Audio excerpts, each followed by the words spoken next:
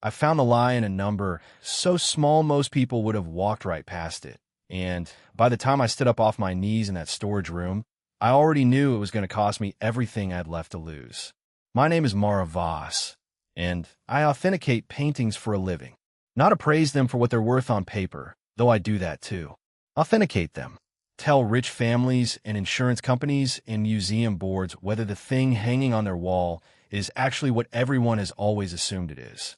I was 3 hours from finishing the biggest contract of my career, kneeling on a cold concrete floor in a climate-controlled storage room, when I found a number that simply didn't belong there. The Castellan estate had hired me to certify the whole private collection ahead of the probate auction. It was the contract that would keep my little conservation studio open for another year instead of forcing me to fold my practice into one of the bigger firms downtown, the ones that put their own name on your work and pay you a fraction of what it's worth. I want to say clearly that I was good at this job because what happened next had nothing to do with me not being good enough. It happened because I was exactly good enough to see something nobody in that house wanted found. That storage room smelled like cold metal and the faint mineral bite of old varnish. The temperature held steady at a level that made my fingers stiff after an hour. I'd been in that room for 3 days straight by then, cataloging frame by frame, working my way down a list that felt endless. Most days it was quiet, careful, almost meditative work, the kind of work that suited me. I liked knowing exactly why a painting was what it claimed to be or wasn't.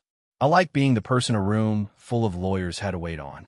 Even the paperwork had its own rhythm to it. Catalog number, condition notes, pigment sample, cross-reference. A rhythm I could lose myself inside for hours without noticing the light outside had changed. That rhythm was the last ordinary thing I had before everything else in my life started moving too fast to catalog. I had my loop pressed close to a corner of the frame, cross-referencing a pigment sample against the original shipping ledger, a step most appraisers skip because it's slow and nobody ever checks it. The titanium white in that sample carried a purity signature that shouldn't have existed yet in 1946, the year the painting was supposedly finished. It was a difference out to the 4th decimal place. Nothing dramatic, nothing a casual glance would ever catch. But once I saw it sitting there in my notes, I could not make myself unsee it. The painting the family called their crown jewel was either painted decades later than they claimed, or the provenance behind it had been quietly rewritten by someone who knew exactly what they were doing. If you love a woman who trusts her own eyes, even when an entire room full of powerful people needs her to be wrong, stay with me, because I was about to find out exactly what that costs a person. I did what I always do when I find something like that. I flagged it quietly, professionally, planning to note it in my written report and let the estate's own lawyers work out what came next. That's not a scandal. That's simply the job. Instead, an assistant with a clipboard led me down a hallway I hadn't been in before, past a row of closed doors, into a private office where Sergio Castellan was already waiting for me. Sergio was the family's general counsel, the uncle everyone in that house trusted to keep things clean, while his nephew fought his own war upstairs over who would run the company next. He had a warm, unhurried voice, the kind that made you feel like you were the one being difficult, and a check already written on the desk in front of him for 3 times my fee. He called it flexibility. He said the estate simply valued discretion during a difficult time. He never once used the word bribe, and he didn't need to, because we both understood exactly what was sitting on that desk between us. The office itself was almost too tasteful, all warm wood and low lamplight, built to make hard conversations feel like polite ones. He slid the check an inch closer to me with 2 fingers, not pushing it, just letting it sit there like an invitation I was free to accept whenever I came to my senses. I told him I wasn't going to sign my name to something I knew wasn't true. He didn't argue with me. He didn't raise his voice or threaten me either, not even close. He just leaned back in his chair and watched me decide, the way you'd watch weather roll in over the hills, like my answer was already inevitable and he was only waiting politely for it to arrive. I picked my case up off the floor, walked past a hallway full of Castellan lawyers who suddenly found their phones very interesting, and got into my car outside the gates feeling proud and freshly unemployed in almost the same breath. My hands didn't fully stop shaking until I was 2 turns down the road, and even then I kept glancing at the rearview mirror for headlights that weren't there yet, like some part of me already knew they were coming. I pulled out onto the main road a little after 9 that night, headlights sweeping over hedges I couldn't see the end of. My phone buzzed before I'd gone half a mile. It was my insurance carrier asking me to confirm a policy change I had never requested at 9 o'clock at night, which is not a thing insurance carriers do. I told myself it was some kind of automated error. I told myself a lot of comfortable things that night. I got home, made a cup of tea I never actually drank, and sat down on my kitchen table to write a formal incident report for the state licensing board, the same board that exists specifically to protect appraisers from exactly this kind of pressure. Writing it down felt like armor.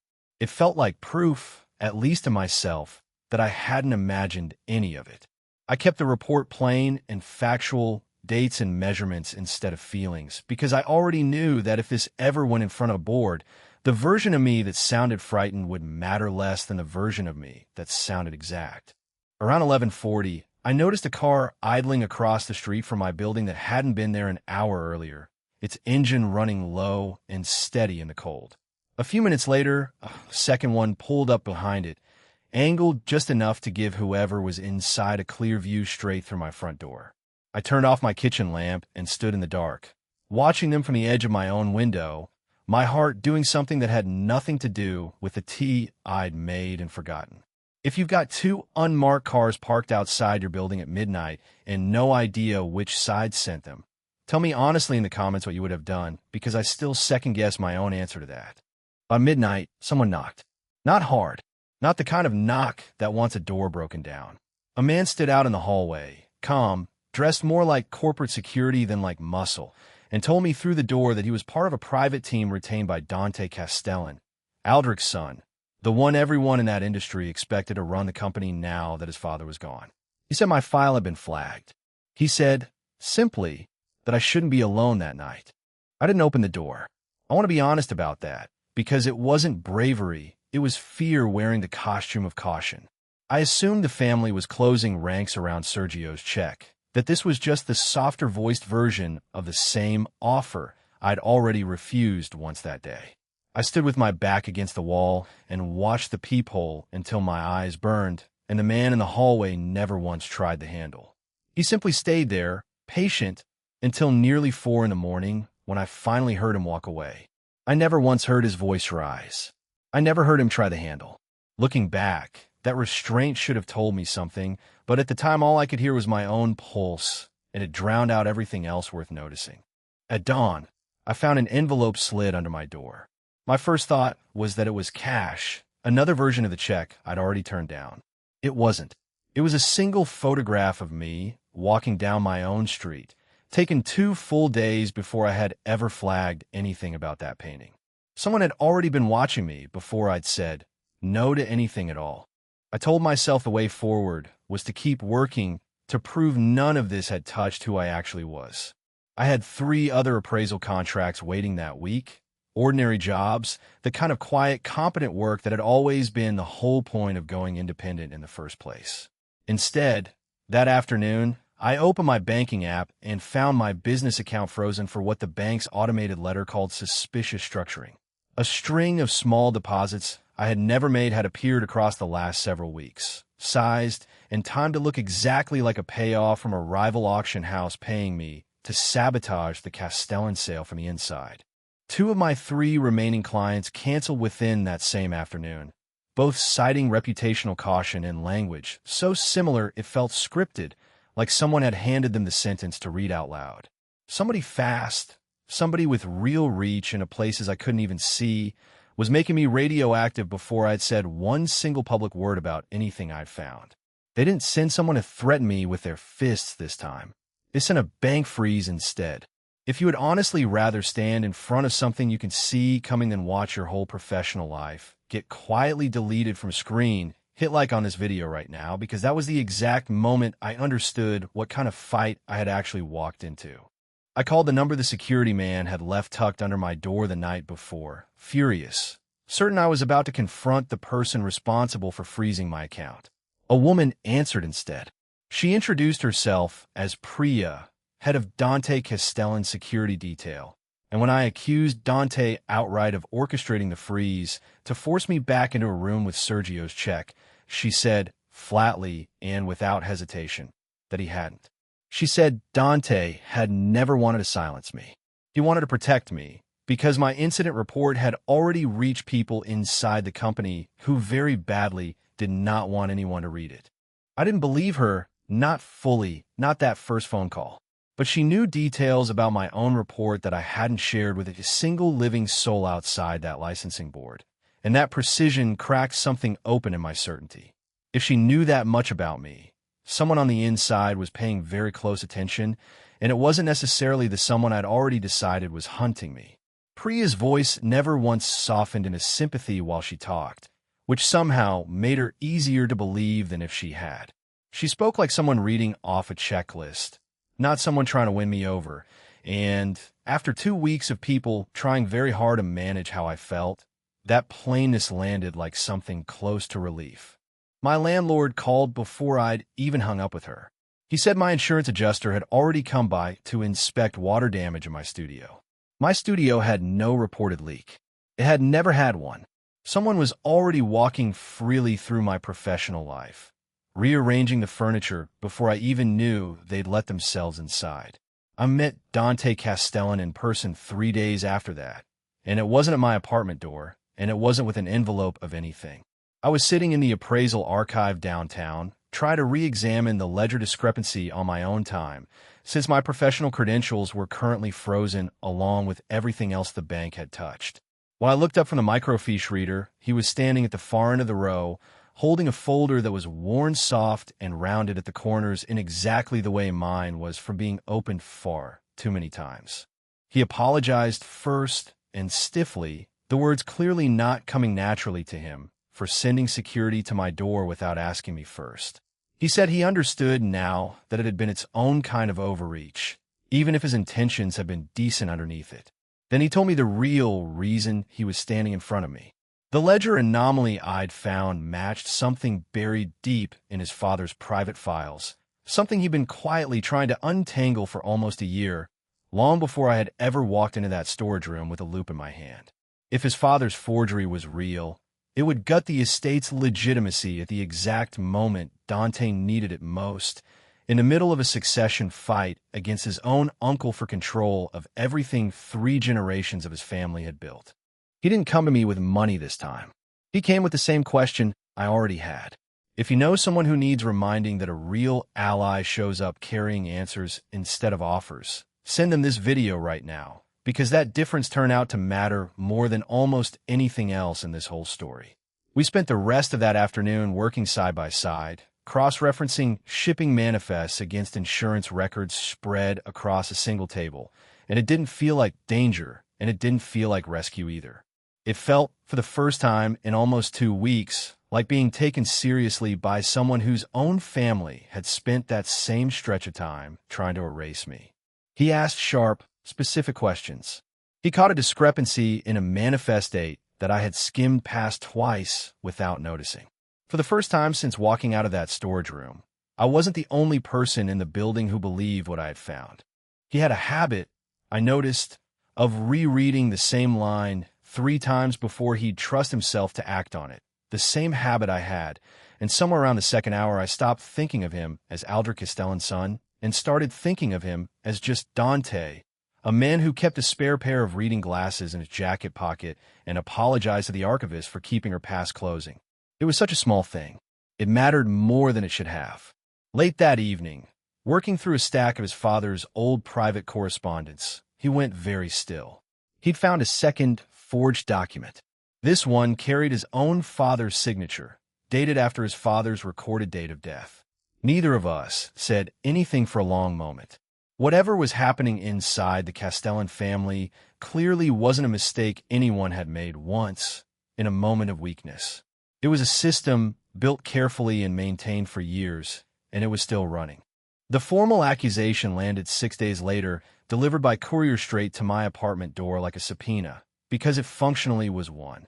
Someone had filed a complaint with my licensing board claiming I had falsified an appraisal for a private buyer 18 months earlier, complete with paperwork that looked, on first glance, disturbingly real. If the board believed even part of it, I would lose my license permanently, and none of what I'd found about that painting would matter to anyone, because nobody listens to an appraiser who's already been stripped of her credentials. One hearing stood between me and losing everything I'd spent a decade quietly building, and whoever had filed the complaint clearly wasn't finished with me yet. Stay through what's coming, because I promise you it gets worse before any of it starts getting fair.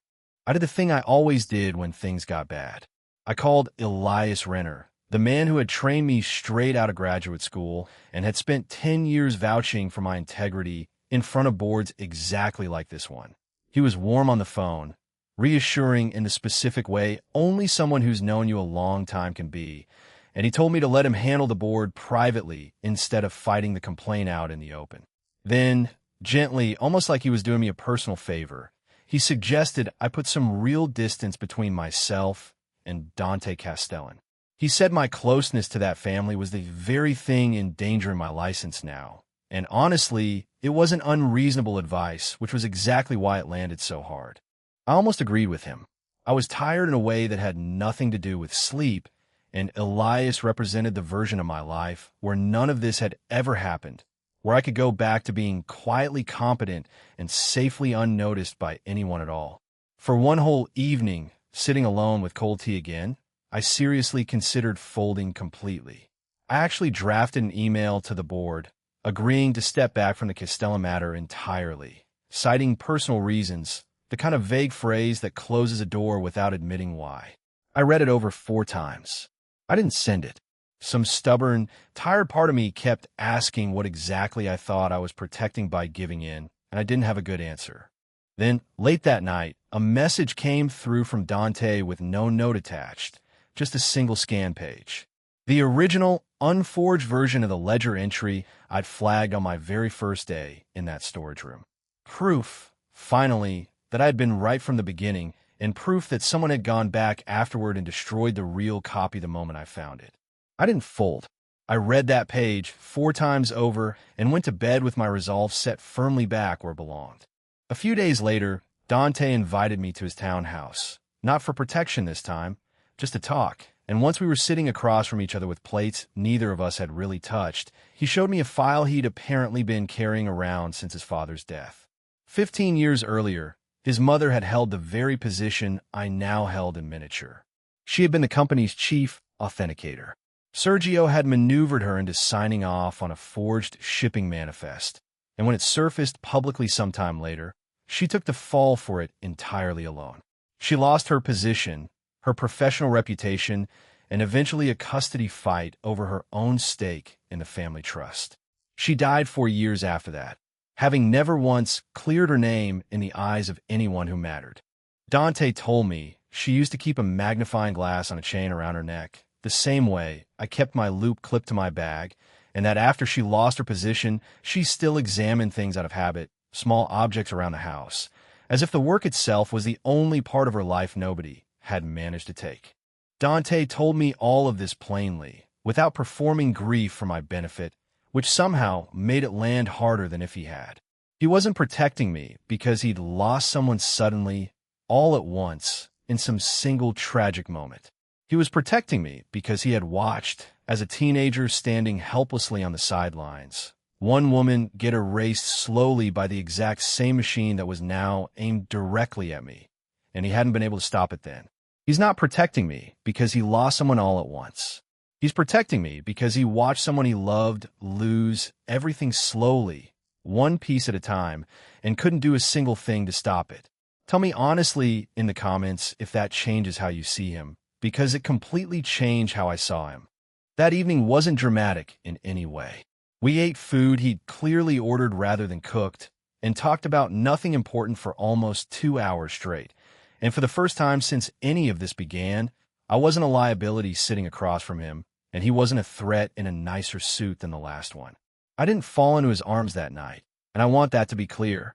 I chose deliberately and with both eyes open to hand him the ledger page as evidence, which felt like its own kind of intimacy, maybe a truer one than anything more obvious would have been between us. He didn't reach for my hand or say anything meaningful about the moment. He just folded the page carefully into the same worn folder his mother's file lived in, like he was giving us a safer home than either of us had. Walking out to my car afterward, a photographer I didn't recognize was already standing across the street, camera raised and ready before I'd even reached the sidewalk. The article ran 3 days later. Disgraced appraiser accused of fraud, now entangled with Castellanaire. It used my fabricated licensing complaint and that photograph outside Dante's front door to paint me as some opportunist who had seduced her way out of professional ruin. It moved fast through an industry that runs almost entirely on reputation and whispered introductions. A university guest lecture I'd been genuinely looking forward to for months got quietly withdrawn with no real explanation given. A former client posted something vague and cutting about integrity on social media, clearly aimed straight at me without ever once using my name. I read every comment underneath it, which I knew even at the time was a mistake. The way picking it around is always a mistake. Strangers who had never once met me had already decided exactly who I was. They can't disprove a single thing I actually found, so they're busy rewriting who I am instead. If you want to watch me take my own name back on my own terms, subscribe right now, because that fight was only just getting started. I went to a Castellan group charity gala a few nights later on purpose, specifically to face that story in person instead of hiding from it inside my apartment. Sergio found me almost immediately, warm and solicitous in front of a room full of witnesses, offering, for the cameras this time, to help clear up the whole misunderstanding if I would simply confirm the painting's authenticity in one short public statement. I said no again, out loud, in front of people whose good opinion genuinely mattered to his company's reputation. It felt like the most dangerous thing I'd done yet, not because of what he might do next, but because I had now rejected his story twice on the record, somewhere it couldn't quietly be walked back afterward. He smiled the entire time, warm and easy, and somewhere behind that smile I understood that he had already decided what came next, and that decision had nothing to do with the check he'd once tried to hand me. My car wouldn't start when I finally left. I got out, popped the hood mostly out of habit rather than real hope, and found the brake line cut clean through. No attempt made at all to hide what had been done. A mechanic confirmed it the next morning, his face carefully neutral in the way people get when they've seen something they don't want to comment on. It hadn't been an accident, and it hadn't been subtle either. That same night, someone broke into my studio, not to steal anything of obvious value, but to search it thoroughly. My files were disturbed, drawers left half open. My forensic notes on the pigment analysis, the actual physical proof underneath everything I claimed, were gone entirely or photographed. I honestly couldn't tell which. The brake line was cut, and my files were gone before I'd even had time to sit down and process either one of those things separately. If your stomach just dropped the way mine did that night, hit like on this video right now because it only got harder from there. I had no real choice left but to accept the protection I'd refused that very first midnight. And I moved into a secured space Dante's team arranged for me. Not because I trusted anyone completely, but because staying alone in my own apartment had simply stopped being an option I could reasonably choose. It didn't feel like romance. It felt like survival with much better locks on the doors. Priya's team traced the break-in to a specific access point within a day, and what they found nearly stopped my heart cold. Getting into my studio without ever triggering the alarm required knowing my exact after-hours code, and only 3 people alive knew that code.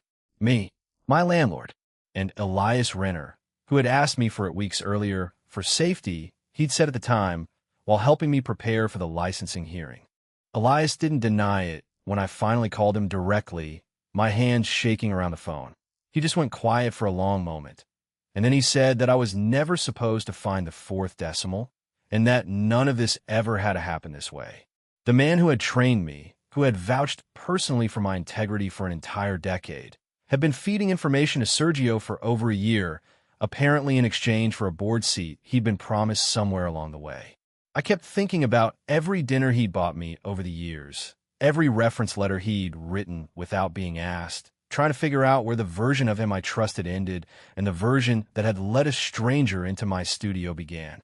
I never found a clean line. Maybe there wasn't one. The ground I had always assumed was solid underneath me had been compromised the entire time, and I hadn't seen it once. I moved into Dante's secured residence that same week, and it was there, going through a file Priya had accidentally left open on a shared laptop in the kitchen, that I found something that undid me almost more completely than the break-in had. A security log showed that Dante had flagged my personnel and safety profile for monitoring 3 full days before that very first meeting in Sergio's office, before I had ever said no to anything, before there was even anything real yet for him to protect me from. I found out he'd been watching me since before I ever refused a single thing, and now I have to figure out whether that was protection or something a lot closer to manipulation. What happens next completely changes the answer. So don't go anywhere, because I need you to see this play out with me. I confronted him about it that very same hour, my voice shaking with something that wasn't quite anger and wasn't quite fear either, accusing him of orchestrating this entire ordeal just to force a confrontation with his uncle that he'd been too cautious to start on his own, using me as the opening move in a fight that had really always been his to have. He didn't deny the timeline, because he couldn't. The log was sitting right there open between us on the counter. But he denied the intent behind it, steadily, without ever once raising his voice, and told me he'd flag my file, because he already distrusted the rushed appraisal process his uncle had insisted on months before I was ever even assigned to that job. He said he hadn't planned to use me. He said, quietly, that he hadn't planned on me at all, that I was never part of any calculation he'd made.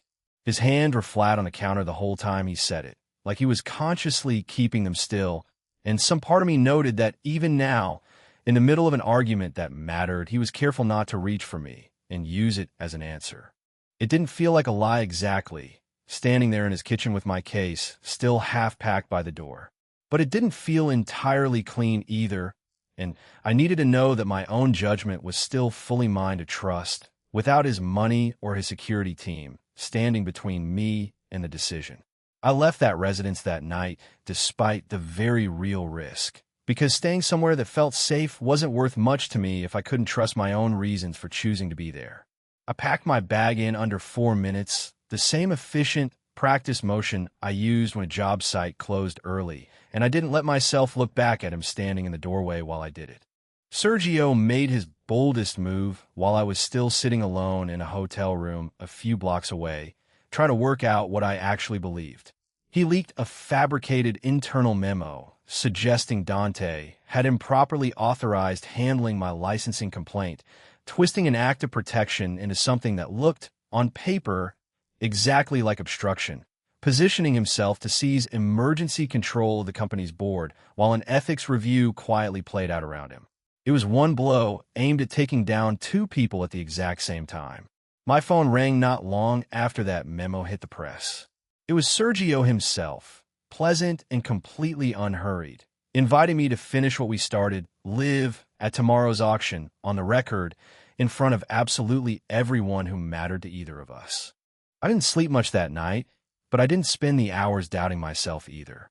I spent them rebuilding my entire case from scratch on the hotel desk, using a duplicate pigment sample I'd quietly banked weeks earlier, back before my original files had ever been stolen, because some habit of caution I'd never fully explained to myself had apparently served me well right when I needed it most. I laid the new report out in the same plain, factual language I'd used in my very first incident report weeks earlier, dates and measurements instead of feelings, because I already knew exactly what kind of version of me would hold up in that room the next day. I walked into that auction house the next afternoon on my own 2 feet, credentialed back into the room through the front entrance, not smuggled in by anyone's private security detail.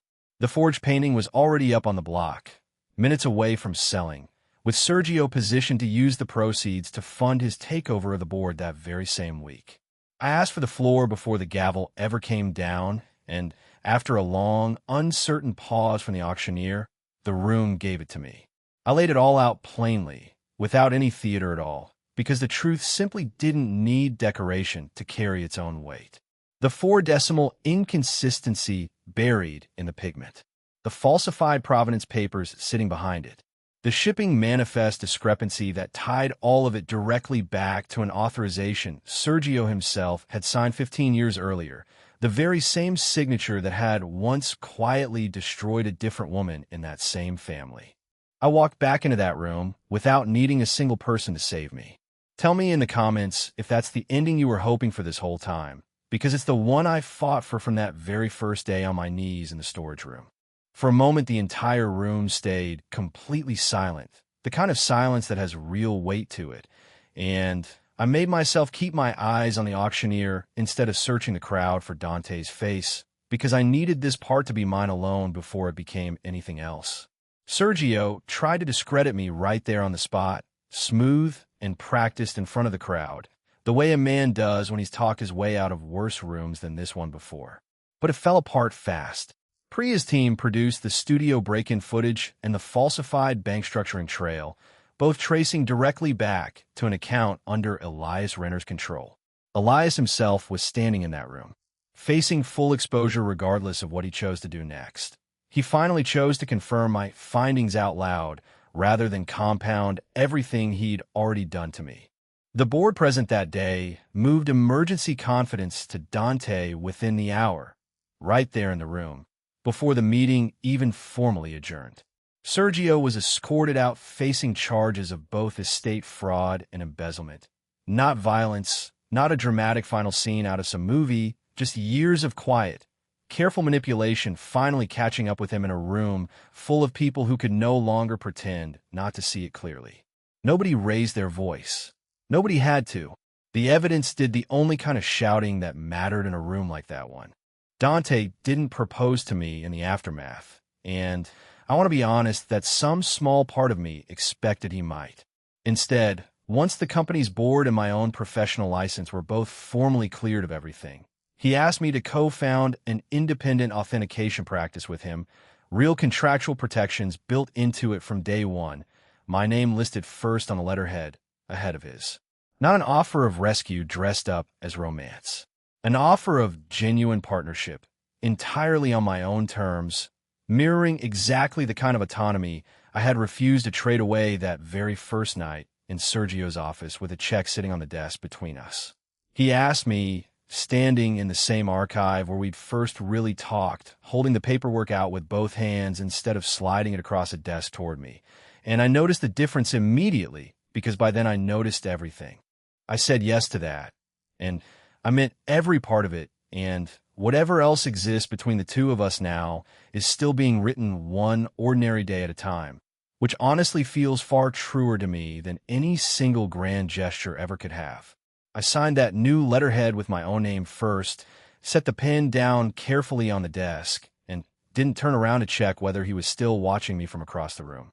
For the first time since any of this began, I wasn't waiting to find out.